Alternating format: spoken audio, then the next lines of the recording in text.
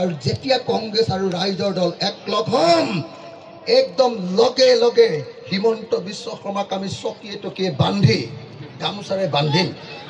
হা এইফালে ৰাইজ এইফালে ৰাইজ এনেকৈ ধৰিম ধৰি হেল্লো চেট কৰিম আৰু একদম ব্ৰহ্মপুত্ৰত দলিয়াই দি বাংলাদেশলৈ যাম বুজিছেনে নাই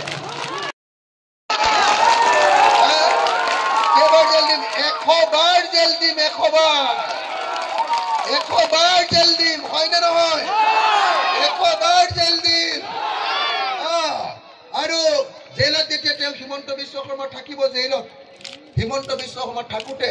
মই গুৱাহাটীৰ পৰা 1 কেজি আপেল কিনিম 250 গ্ৰাম